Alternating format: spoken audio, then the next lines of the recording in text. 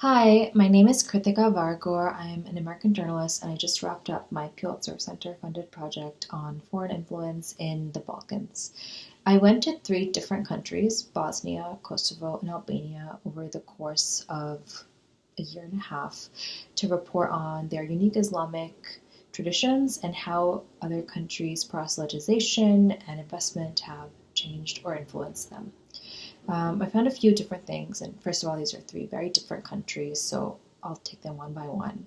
In Bosnia, which I thought would be my strongest case study for how Saudi or Gulf influence has changed Balkan Islam, I actually found that the influence was much more muted than I expected. And that the Bosnian Islamic community had done a very good job of absorbing quite a lot of these influences.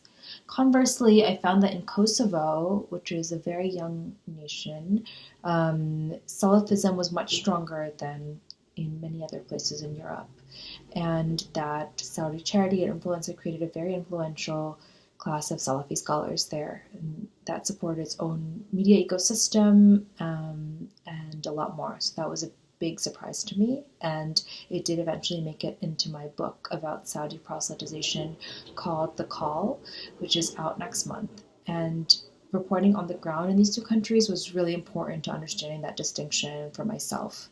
And in Albania, a completely different context because they were under a very close authoritarian dictatorship for much of the second half of the 20th century, and they were actually the world's first atheist state declared by the dictator Enver Hoxha.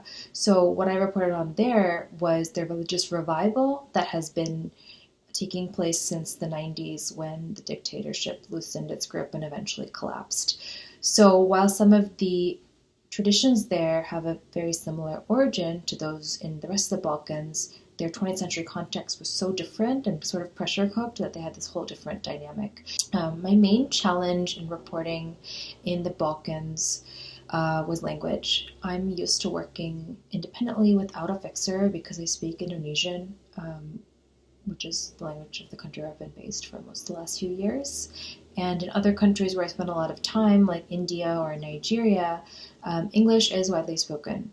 That's not the case in the Balkans, and I had to use a translator almost all of the time, whether from Serbo-Croatian or from Albanian. And it's not ideal, I think, for a journalist to work with translators, but when you're a foreign correspondent, you can't always speak every language of the places you go to. And it was definitely a skill I needed to learn to work with this new context. And all the people I worked with and collaborated with in all three countries were absolutely fabulous and really helped me understand the dynamics of the place where I was working despite my own limitations. So it was a steep learning curve for me at first to figure out how best to structure my interviews and not waste time on the ground and not waste other people's time. But by the end of it, I think I developed a lot of great relationships and got a lot of good reporting done there. So I'm really grateful for having learned that. What I hope my audience takes away is just the complexities about these very unique Islamic traditions that are in the heart of Europe. Something I heard a lot from many different actors while I was in the Balkans was that we are representatives or members of a European Islam. And at a time or an era when those categories are sometimes placed at loggerheads, like you can only be one or the other, or that a lot of European countries traffic in Islamophobic rhetoric or xenophobic rhetoric, it's really important to know that the Ottoman Empire's oldest territories were in Europe, they were in the Balkans, that these Muslim traditions have been gestating here for hundreds of years and they're very unique. And that's one of the coolest things for me. And I also think some of my reporting illustrates some of the interesting dynamics of ISIS and people who do hijrah to join ISIS and the fallout on their families and their children, which is one of the stories I reported on in Bosnia.